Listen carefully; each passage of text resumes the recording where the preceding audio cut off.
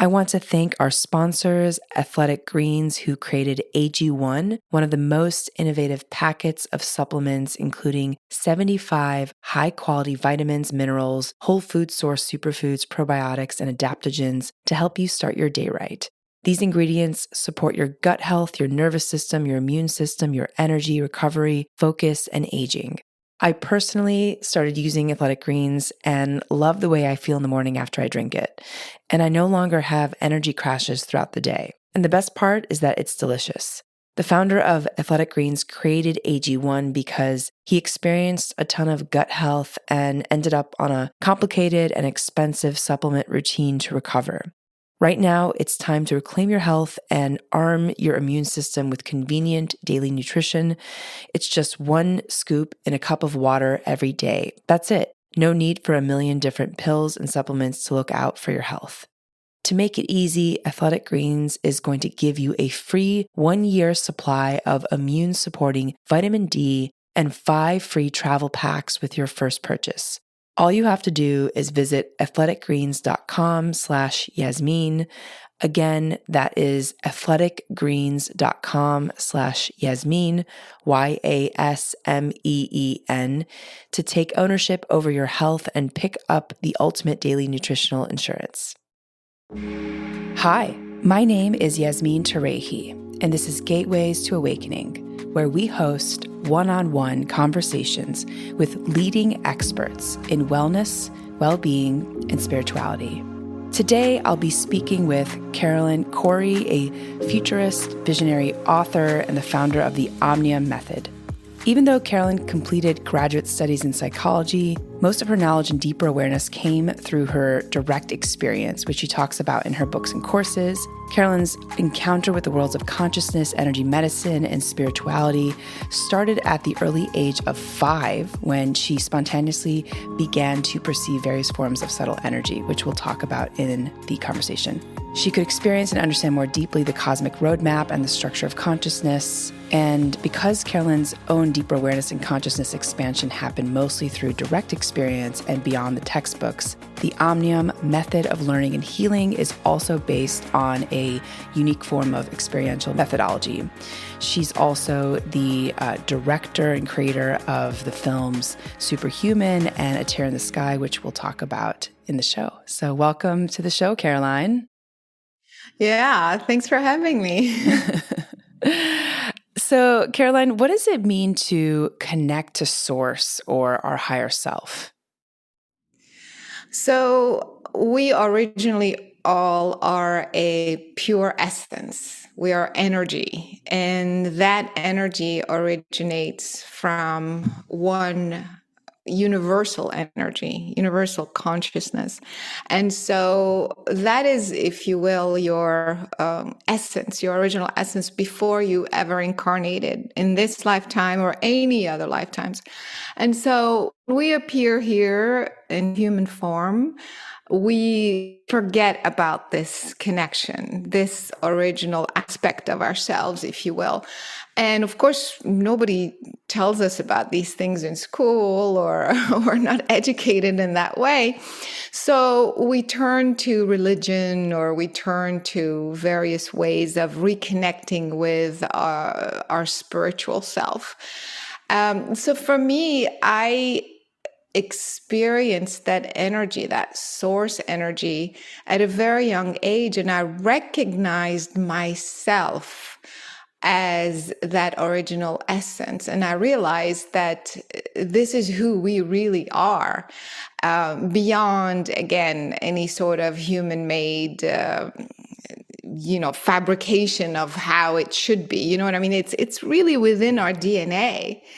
And so reconnecting to source is basically reconnecting with who you really are.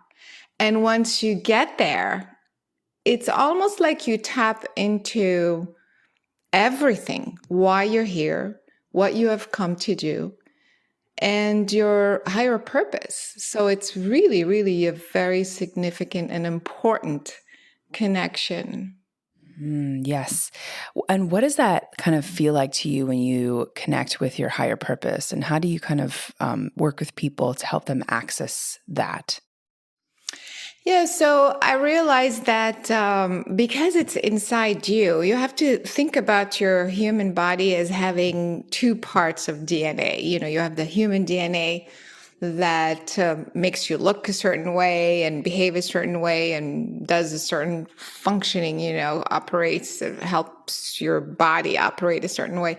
But you also have another part of the DNA that is that pure essence. It's like a divine aspect of your being. And so when you are in that state of consciousness, that state of awareness, your entire body, because it is at a DNA level, it's like your entire body feels that you are expanded beyond the human frame, if you will.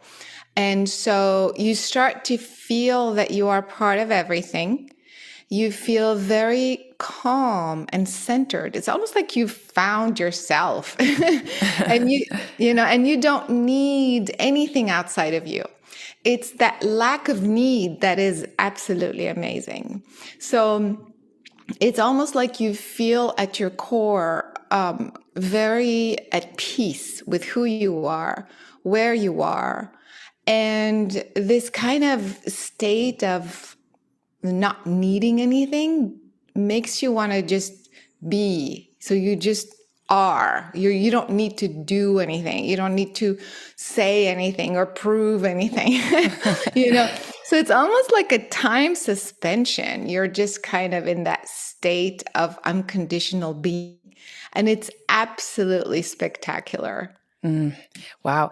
And so, Caroline, what's so interesting is that I'm noticing, like, as we're talking, that there's like a entrainment happening where I'm all of a sudden starting to slow down and to drop kind of my energy down and become more grounded. And so I'd love to talk about that, like how people can influence each other's energy and also what this concept of entrainment is.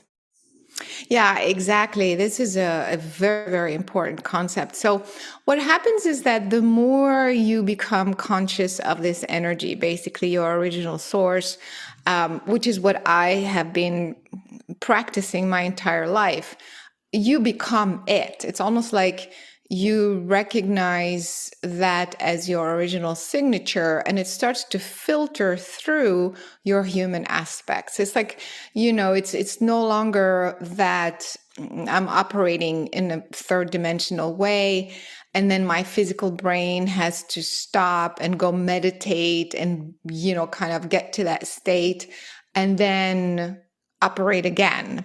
You see what I mean? It's not outside yourself. You become that energy. And so when you practice doing that and being that, everything that you think, say, you do emanates that energy. So, and that's the idea. That's what we have come to do. We have come to operate at a very high, pure vibrational frequency through this physical apparatus, which is the human body, the human brain. So as I'm talking, I'm not just repeating somebody else's text or from memory or, you know what I mean? I'm literally expressing the experience that I have myself on a cellular level. And if you're sensitive enough, you will feel that energy. And that's how you actually can tell somebody who's telling the truth versus somebody who's not. if you're very sensitive, you can tell if somebody is repeating somebody else's work or so, which is okay. I mean, in the sense of grabbing that information to bring it to other people, that's totally fine. But ultimately, you are basically expressing who you are through everything that you think, say, or do. And when people feel it, then hopefully, like what you're saying, hopefully that allows you to then start to find that aspect of you within you. That's the idea. Right, right. Yeah, absolutely. And I can definitely feel, yeah, your energy and it's palpable. And I'm curious, Caroline, when people may have, I wouldn't call it negative energy, but maybe more anxious or fear-based energy, how does that impact others around them? Like what happens in a room where there's all these kind of mixed energetic frequencies? Yeah, I mean, this happens all the time. This is pretty much the way we're living on this earth, because everybody's vibrating at that whatever rate they are. So if they're anxious, if they're angry, if, something's going on, they are literally emanating that vibration. So when you walk into a room and everybody's emanating a lower frequency and you are relatively sensitive, you're going to feel that. And so even if you don't, I mean, most people, I mean, you hear just the average person, whether they're sensitive or not, they would say, I don't know, there's like a weird vibe in this room, and it's true. So because your energy field is basically getting entangled with their energy field. And the energy is being transferred in this kind of subliminal way, if you will. And so we don't see that with our eyes. We don't see the energy being transferred from me to you or you to me or somebody else in the room. So most people don't think it actually exists in the mainstream anyway. But there is an electromagnetic exchange of energy happening all the time. And so that's why, to navigate through this 3D reality, you have to have a certain protocol. I mean, I call it energetic hygiene, just like you brush your teeth, you take a shower to wash off whatever physical, energy you don't need, or that's polluting your space or what have you. Energetically too, you have come across other people's energies when you go into a store or whatever, or a restaurant or what have you. And then you have to cleanse it. You have to, with your intention, imagine that all this magnetic energy that got transferred subconsciously without you knowing is now in your field. And so that's the reason why I created the meditation connecting to source. So it's just to kind of help people have that very simple daily routine. It's only a 7-minute meditation that allows you to align your brain channels with the source, basically, kind of like it's not just a intention, but through the intention, you are really asking to realign with that original essence, bypass all the human, fears and lower vibration. And as you bring that energy through you, you're kind of washing away whatever you may have accumulated during the day. So that's kind of how you can stay sane, and keep your energy field pure and aligned.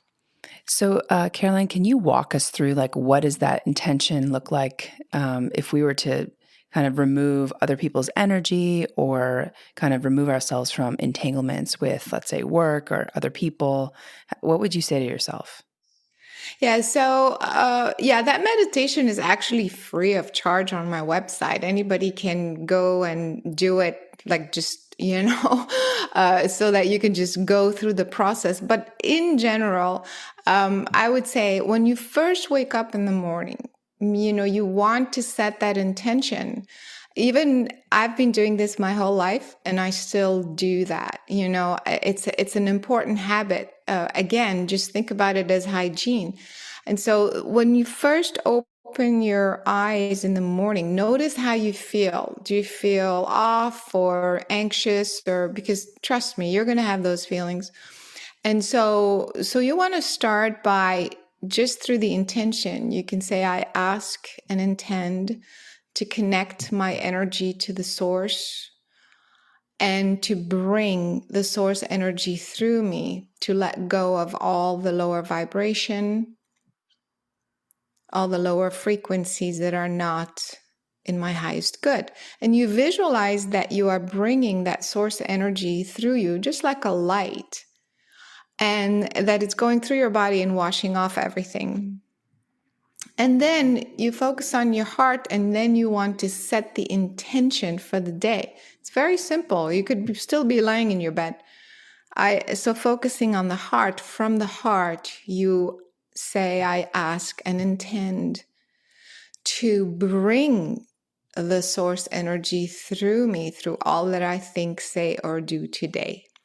Keep me in alignment with my higher purpose, with this higher alignment, and protect my energy from any distracting information or energy. And so it is. And so you go about your day. So now you have centered yourself properly, you aligned yourself, but you also set the intention for the day to stay in this alignment. And then at the end of the day, even though you have done that, I mean, the more you do it, the easier it gets. But sometimes you're traveling and you're in some weird space, and at the end of the day, same thing. It's very, very simple. Just before you close your eyes, just in 5 minutes, you say the same thing. I ask to align my energy with the source and to wash off anything that may have accumulated without my feeling or knowledge. And I'm asking to wash off, wash away. And then you visualize it happening, you see. And then you intend one more time, I ask to keep my energy protected at night, because, that's a whole different conversation, because all sorts of invasive things could happen at night. So you intend before going to sleep that you will have you're protecting your energy field, and you will have a restful, and also to regenerate, to replenish, if you will, the life force in you during your sleep. Yeah, that's really beautiful. And I wonder, like, why every day, does something reset every 24 hours? Or, why do we have to constantly do it, morning, evening? Yeah.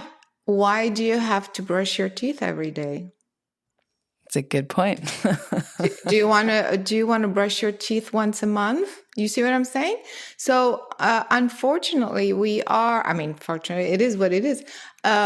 You would think that once in a lifetime would be enough, but it just doesn't work this way, because we are navigating in a very, very dense three-dimensional reality, and we're constantly coming in contact with people, with objects, with stories, with frequencies.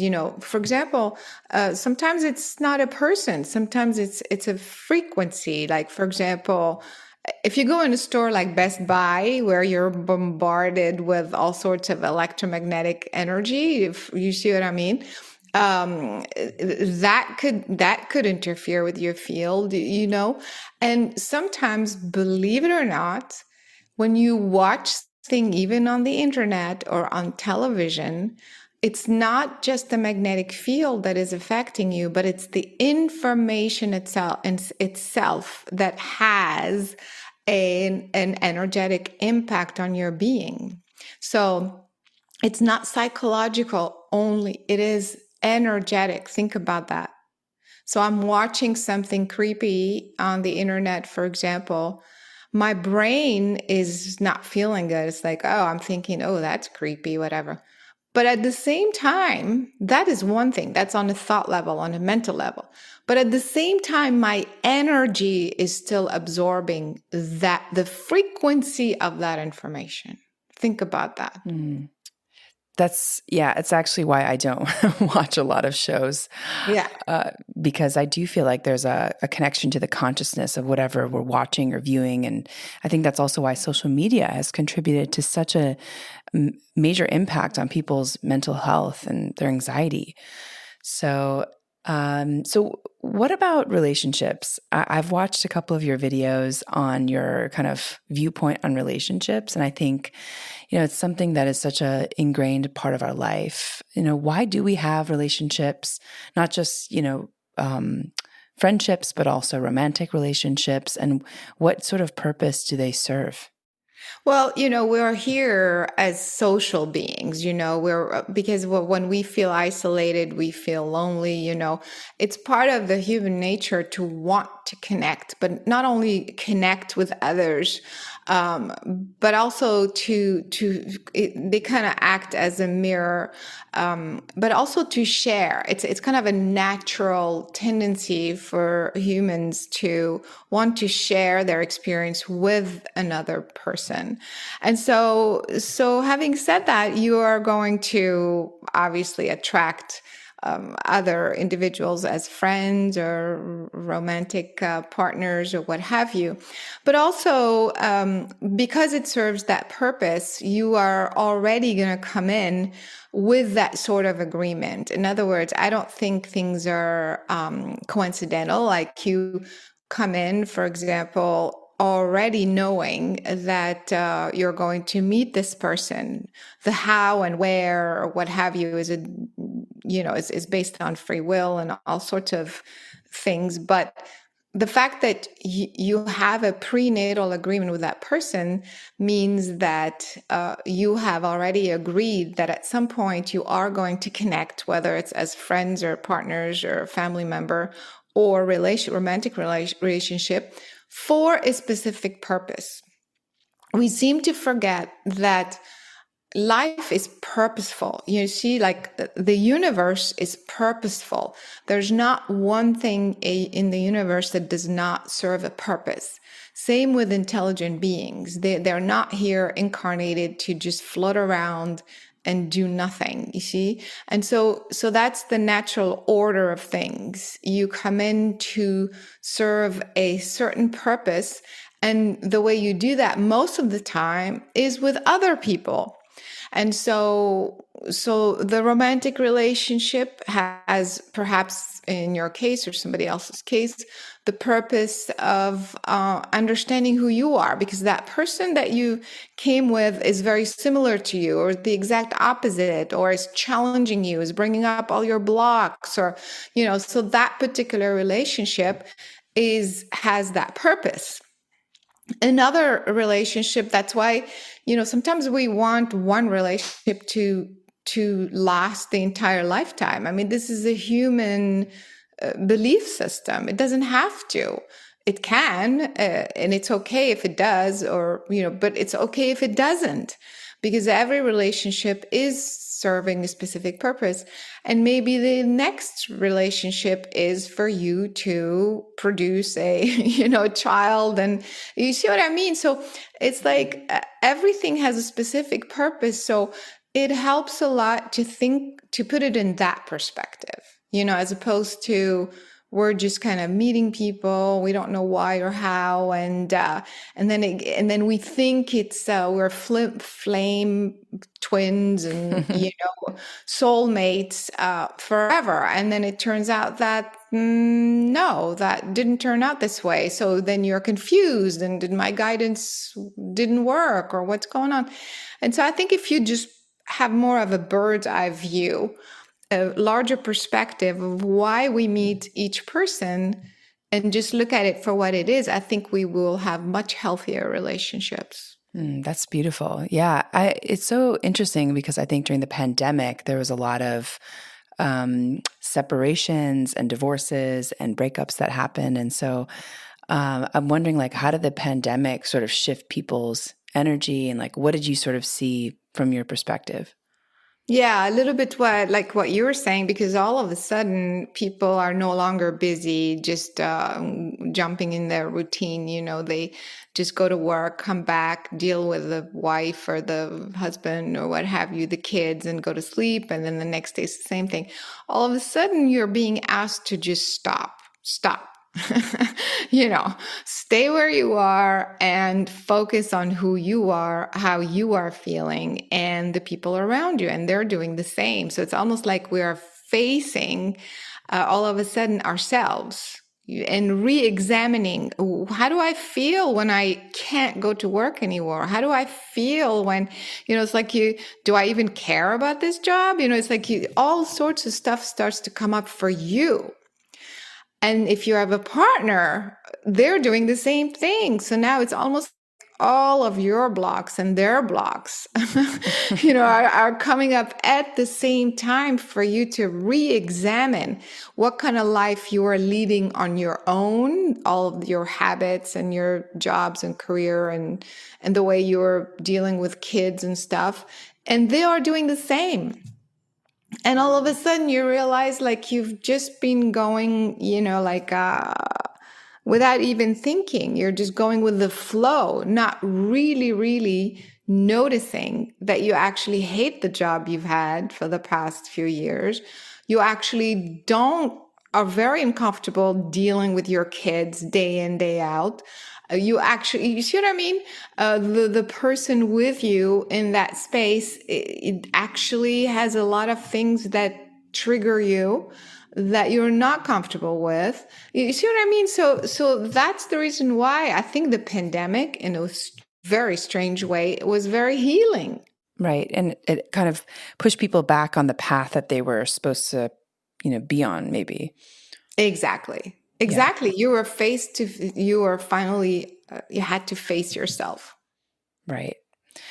So let's talk a little bit about your film, Superhuman, which I thought was so fascinating.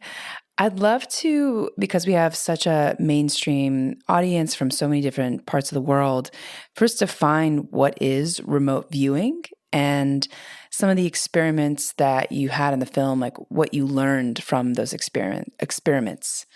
So first, what is remote viewing? Yeah, before I get there, if you don't mind, I just wanted to say that, working in this field of energy medicine, consciousness, meditation, working with so many people from around the world for years and years and years, I realized that, hey, we were getting real results here. Like when we did those techniques and those protocols, people were healing. People were mastering patterns that they've had for years and years and years. People were elevating their consciousness, in a measurable way, meaning, they were sick with something for 20 years and now they're not, using this methodology. And so because of that, it gave me a lot of validation.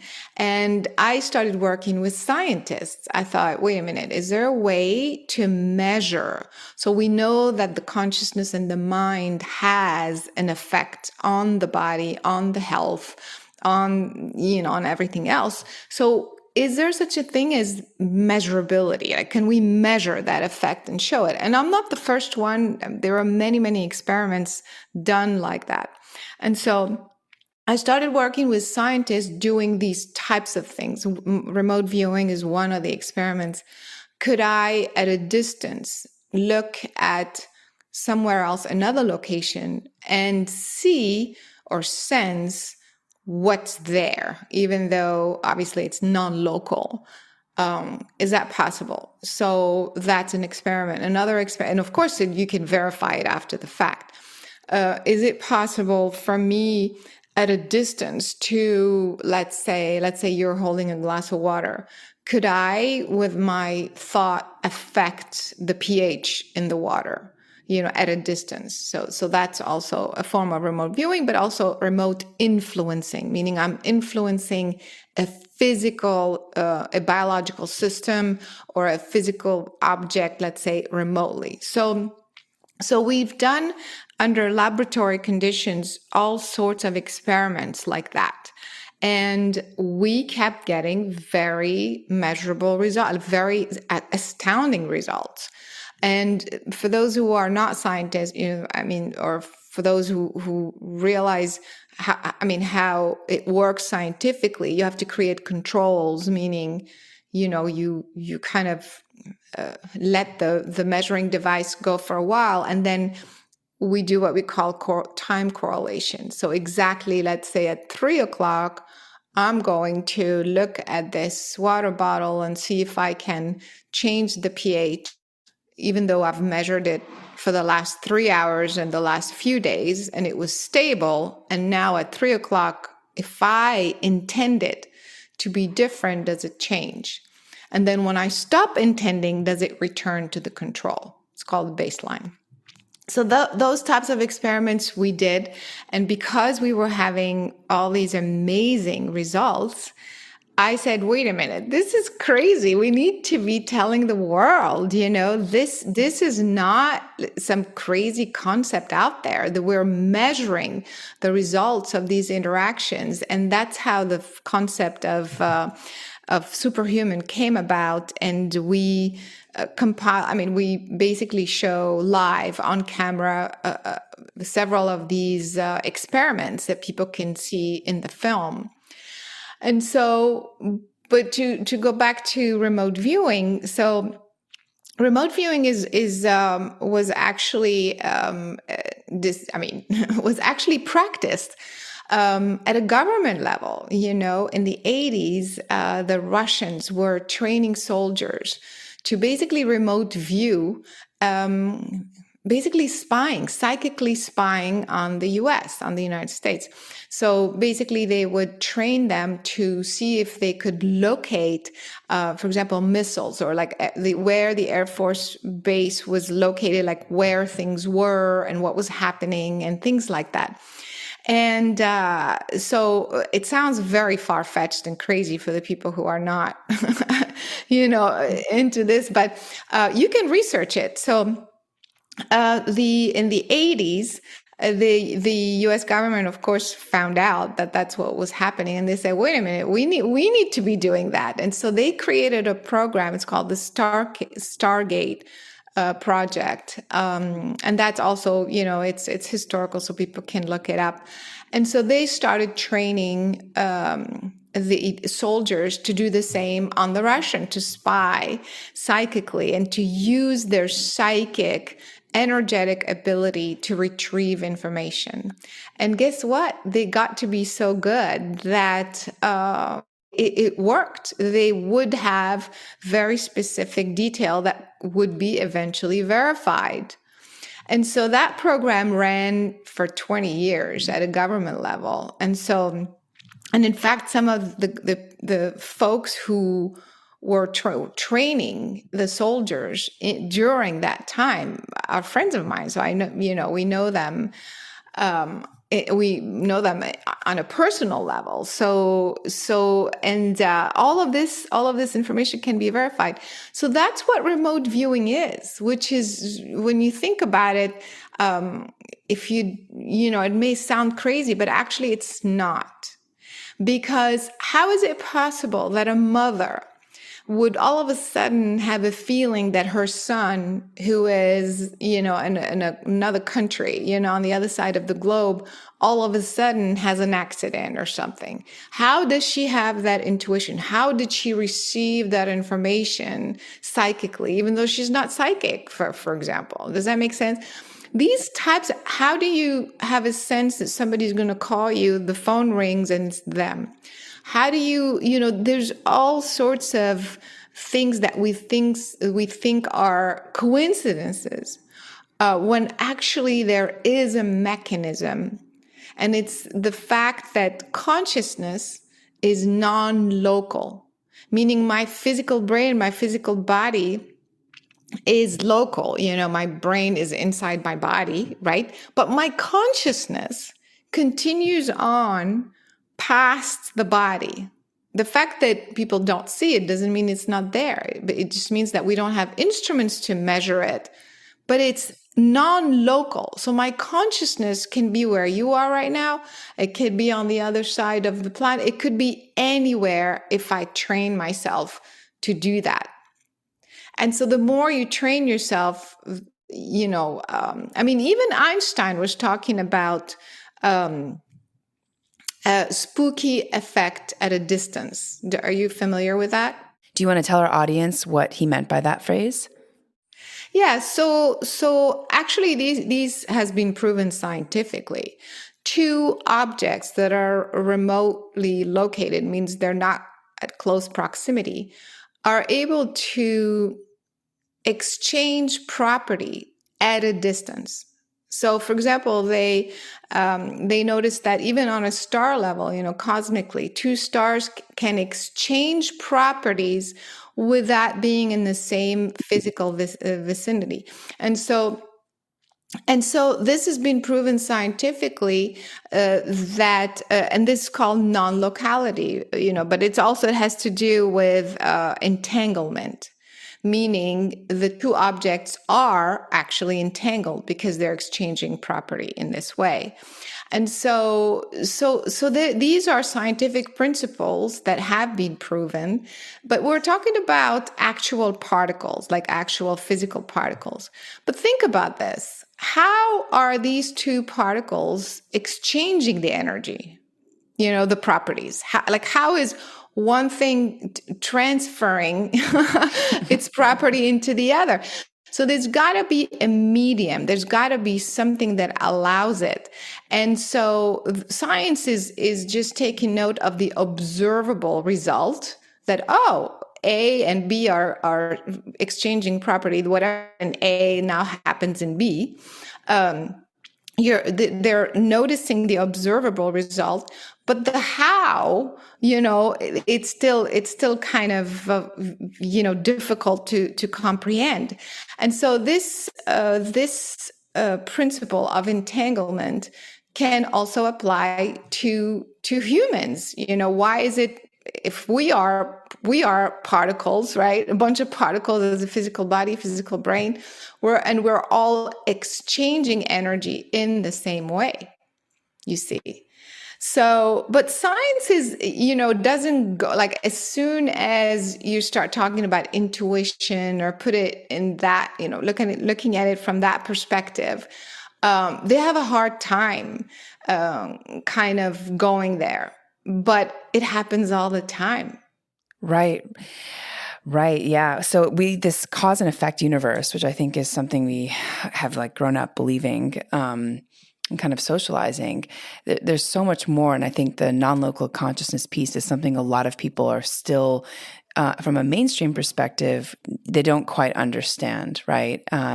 And I think that I'm, loving the movie that you created. I think there's a lot of people now who are scientifically proving that this actually does exist and it is real. So I'm really grateful that you're creating these films to share these stories. And Caroline, can you talk a little bit about telekinesis?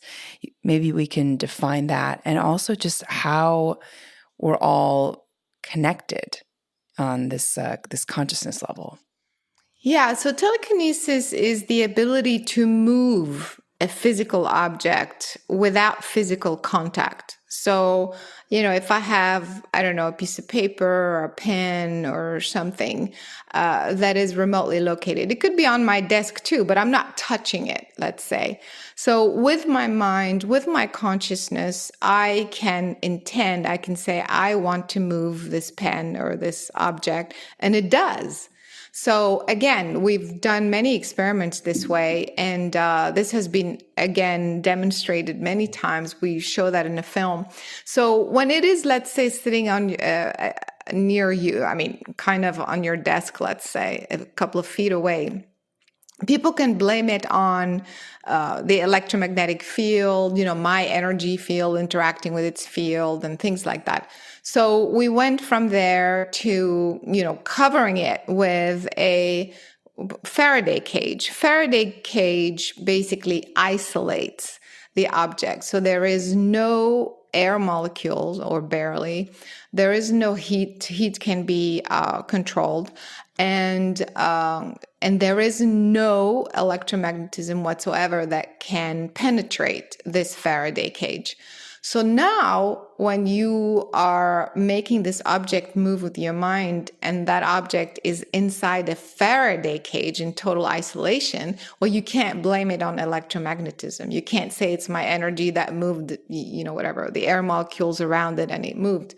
And so there's no excuse. Plus, we've done that even remotely, which is extremely difficult, meaning I am trying to move an object that is inside the Faraday cage at a distance. We're talking several hundred miles away in a different state.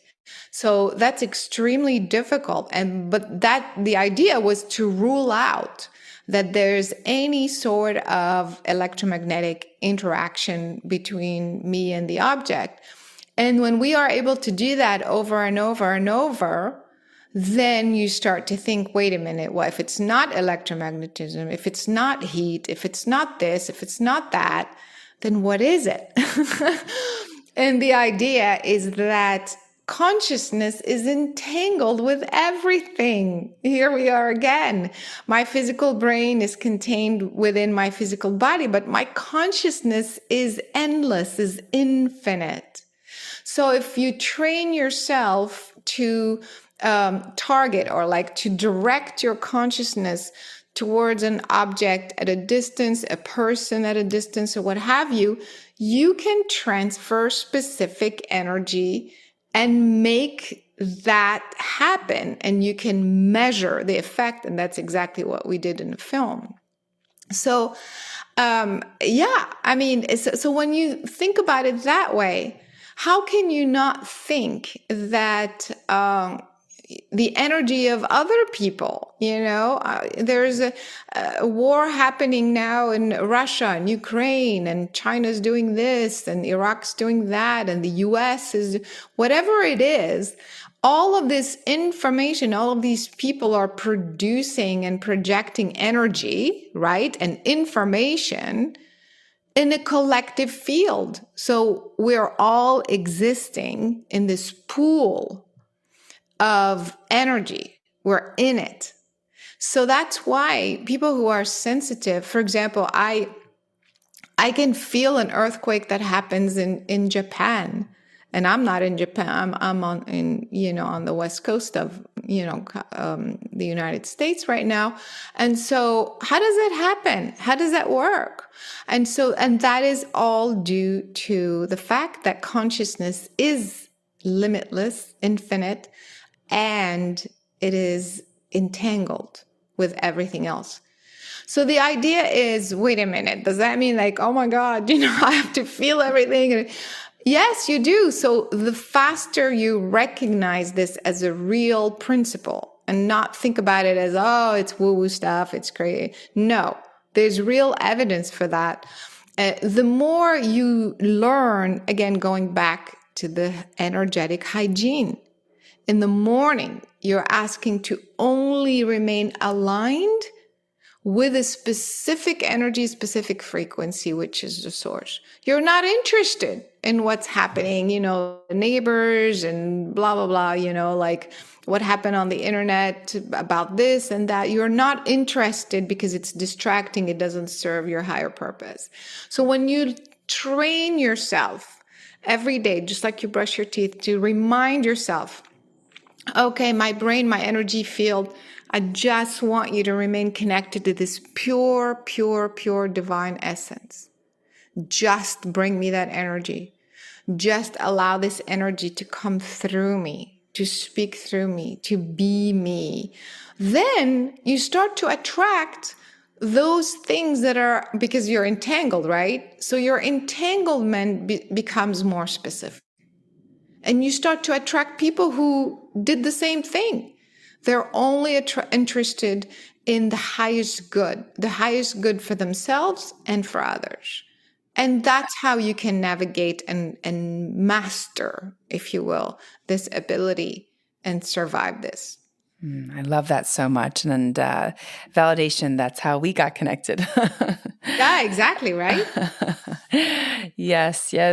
So, Caroline, why do you think that we are here on this earth? I mean, is there such a thing as karma? I mean, what's your kind of belief or perspective on that? Yeah, the karma is a very long conversation, but I can tell you briefly. You come in, as I mentioned earlier, it's not random. Okay, so you come in purposely. You decide. You say, I'm going to go down to earth and do this and that, and I'm going to do it this way. So let's say I'm going to meet Caroline at a certain time when I'm interested in that subject. Because let's face it, if we met when you're in high school and you're focusing on something else, and like this wouldn't have happened. So you meet and you attract according to what is needed, according to your prenatal agreement. And so what happens is that you come down here and you say, I'm going to be part of this family. I'm going to be born here. I'm going to do that. I'm going to meet this guy. I'm going to do this job, whatever, and so on and so forth. But what happens when you're down here, you still have free will. In other words, let's say you and I met, but you still have the free will to invite me into your life or to say, this person is very interesting, but I'm not going to pay attention. You see what I mean? So you still have the free will. So that's why it's a very, very confusing subject, because some things have to happen. Like we had to meet, let's say. It's not a coincidence. But what we end up doing together and creating together, that's still subject to free will. So what happens is that also, if you came down here to, let's say, help the planet, help the planet become healthy again or something like that, and then you end up meeting some people and you're off track. Let's say some people they have some sort of crisis, and instead of dealing with the crisis in a proper way, they get into alcohol and drugs, for example. And so what happens is that weakens their ability for judgment and so on and so forth. And then the addiction kicks in. So before you know it, they lost 20 years of their life. And now it's hard to come back. And now they're 60 years old. And then they start to realize, like, wait a minute, I didn't do anything I was supposed to do. The people I was supposed to meet, I did meet them. I didn't give them the time of day. You know what I mean? So then you want to backtrack, and whatever you said you're going to accomplish in 60 years, maybe you accomplished 10%, and the rest you didn't do anything. So when you transition, the rest of the 90% that you didn't finish, you have to come and finish, you see? And it's not a force. People in certain cultures, people think karma is like a punishment, because somebody did this to you in a past life, you come back and you did to them, or vice versa. That's not how I see it. It's more, to me, karma is what you said you came to master and to do to elevate your consciousness and the collective consciousness and the consciousness of the planet herself. You didn't do. And so it's almost like it's leftover. It's like you have all this food in the fridge that you have to do something with. You see what I mean? Like you exit with a lot of this baggage that needs to be disposed of. And the only way to dispose of it is to come back, because you have to come back in the same form. You can't go back to becoming on another planet if you have all this baggage, let's say, that has not been cleared. And so you keep doing that until you come, the final lifetime is basically that there's nothing left, that you have come and have done everything you said you're supposed to do. And after that, you graduate. You can graduate, meaning you can move on to another planet, incarnate there, or incarnate somewhere else, and move on. So that's kind of the way karma. I mean, it's a little bit more complicated, and also you can come in and finish your karma in different ways and have parallel aspects. I mean, I'm not going to get into those technical details. I have a whole course on that, but basically that's how it works. And so the idea is, the faster we realize that we have come here for an important purpose, and to figure out what this purpose is and to just do this purpose, the faster we can master this condition. It'll be easier. And then you kind of complete the incarnation cycle. I love that. So that's kind of how it works. And you always come here for an individual purpose and a collective purpose. So because, as we said earlier, you are part of this larger pool of information, the collective consciousness. So whatever you do, whatever you're saying, whatever you're projecting is in that pool. So if you are elevating your consciousness and you are projecting these vibrations, then through entanglement, you are affecting the collective pool and vice versa. You see what I mean? So your incarnation is affecting the collective as well. So fascinating. And can you tell just by kind of tapping into someone if they are on their life plan and purpose, or like do you kind of would that take like a longer time for you to kind of unravel? No, that's kind of what I do. I mean, my main work, that's what I've been doing the past 20 years, is helping people remember their original essence. Like I said, the source in them, within them. And when you do that, it also shows the purpose. Okay, so that's your original you. So what did you come to do and where are you on that path?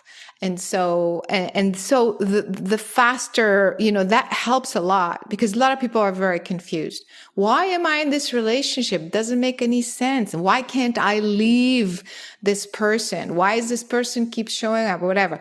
Why am I still stuck at this job, that's misaligned? You see what I mean? So it's very confusing, but when you go back and put that in perspective of your higher purpose, it brings so much clarity. It makes so much more sense. And you start to see where you're going, and you start to shed very quickly the stuff that doesn't make sense. You see what I mean? So that's exactly the purpose of my work, to basically help people remember who they really are, what they have come to do. I love that. That's amazing. So, Caroline, I know that we're almost at time, but I wanted to talk a little bit about your film, A Tear in the Sky. Why did you make a film about UFOs, and what did you learn? Yeah, that was interesting, because originally I was going to make the sequel of Superhuman, because it was quite successful and people were benefiting from it. And again, speaking of guidance, I had this guidance saying, no, make a movie on UFOs. I was like, okay. I mean, I've had my own experiences, but that wasn't really my focus in that way. And so, but it was very, very strong. And so I said, okay, but my signature, my style is to bring credibility, and to bring validation. So I decided to do a scientific investigation in the subject. And long story short, it had never been done before. We did it at a massive scale. As a filmmaker, you research, you see who else has done the subject in this way. And I was shocked that no one had done it from this perspective in this way and recorded actual data the way we had. And so with all the government saying, we don't have data, we don't know what this is it us, is it extraterrestrial presence, or what have you, very, very confusing, information. I feel like we've basically validated the subject and proven its existence, through this film, which was huge. Now, to me, one of the things that we captured in the film was some sort of, and people who are interested in the subject, we captured objects that a lot more than what you see on YouTube, very, very special things. But at the end, we captured what we think may be a wormhole. And so, of course, I'm working with hardcore scientists, so they're not going to just look at this and jump to the conclusion like, yay, it's a wormhole. So, we go through a very rigorous process to figure out, maybe it's this, well, maybe it's that. We basically try to debunk ourselves. And to this day, all the scientists that have looked at it, and we're talking a few hundred by now, not one can give us a plausible explanation to this thing that we captured in the movie, which is basically an opening and closing and revealing actual object, like physical objects coming out of it. And so that was the real purpose of the film. Same, of course, many purposes, like I said, to validate the subject itself, make it more stream. But the fact that we've basically recorded on camera this anomaly that is really aligned with my larger purpose, which is it's not so much the UFO itself. It's more, wait a minute, how is it possible that you see something in the sky, it appears and disappears? How do you see something in the sky that registers cold? How is it flying without any propulsion system? You see, how is it possible it's dropping, at 80,000 miles an hour? You see what I mean? So it's more how is it possible that something opens and closes in the sky, And so that it's the mechanics of the universe that interests me. And I feel Tear in the Sky, this film, is really the first to tap into that possibility that what we think is real, what we think the laws of physics aren't. There's so much more, and here's the evidence. So it's turned out to be a huge and very important thing to this day. After the films come out, like I said, we don't have any explanation to this wormhole thing. And I think this is the beginning of major discoveries.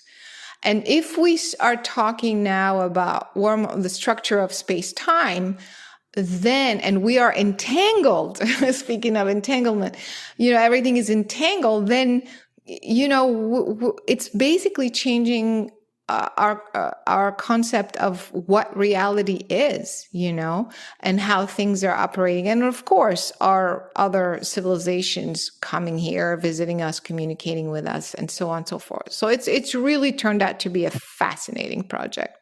Oh, so amazing, Caroline, because I think we're only at the beginning of this topic, and there's just so much. I think humanity is maybe not ready for what's coming. So I'm so grateful that you have created this film, and especially, it's remarkable that you captured a wormhole. That's really, really fascinating.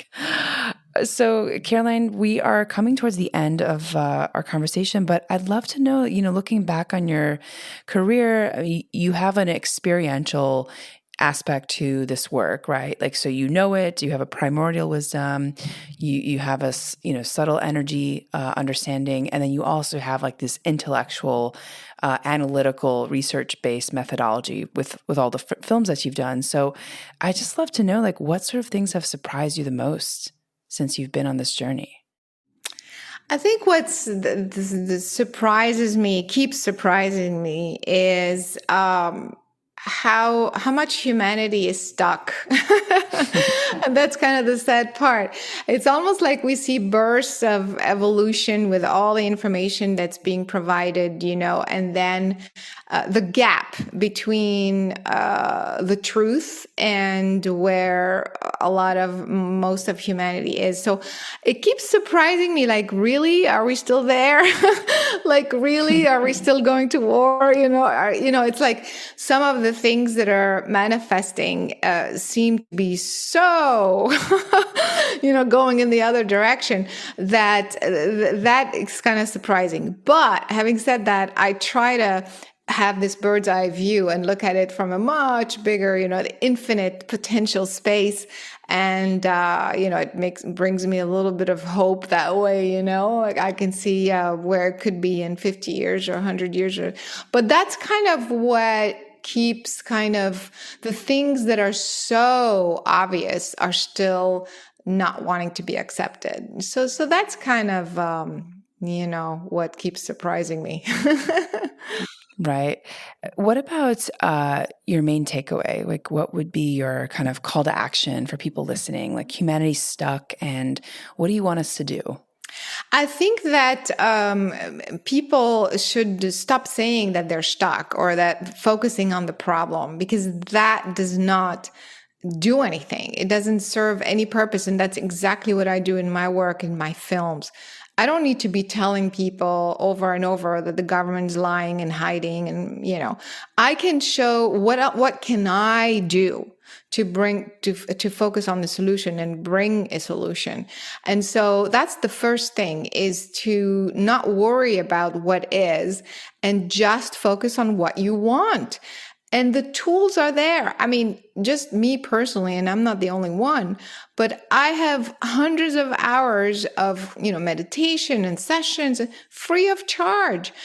People there are very powerful tools that people can use right now to start shifting.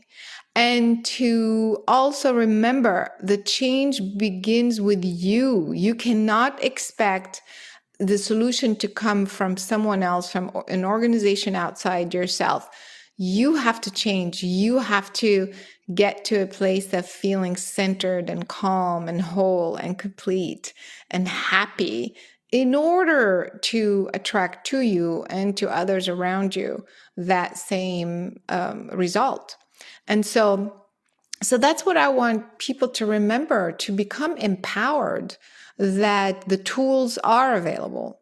And it's really, really, don't waste time. Don't waste time. Don't wait till you're 60 years old or 70 or whatever. You look back and you think, oh my God, I didn't fulfill my higher purpose. Ask that question right now and begin the shift right now. I love that. And Caroline, do we have multiple higher purposes in a lifetime, or is there just one? Well, I mean, there's one main one, So it's when I say purposes, it's not a job. It's not like I'm going to write books for the rest of my. It's not one thing. It's one main thing. I am here to evolve humanity's consciousness, and within that. At some point, maybe I'm going to write a book, and another time, maybe I'm going to work with animals, and at another time in my life, I'm going to work with nature. And you see what I mean? So it's smaller purposes that are aligned with the bigger purpose. Beautiful. Amazing. And so where can people find you, Caroline? So the best way is for consciousness work and all this information, they can go to carolinecory.com, CarolineCory.com. And then for the film Superhuman, they can go to superhumanfilm.com. And for A Tear in the Sky, it's atearinthesky.com. And they can find these films on other platforms as well, Amazon and iTunes and things like that. Amazing, amazing. Thank you so much for your time. This is so interesting. And for those of you who have not checked out Caroline's work, she's got an incredible amount of videos, tutorials, and her courses are fantastic. So please check it out. I've learned a lot myself going down the rabbit hole. And for our audience, thanks for joining and for listening. In this episode, we learned about consciousness and superhuman and A Tear in the Sky with Caroline Cory. And you can tune in to Gateways to Awakening, where we host one-on-one conversations with leading experts in wellness, well-being, and spirituality. Thanks again.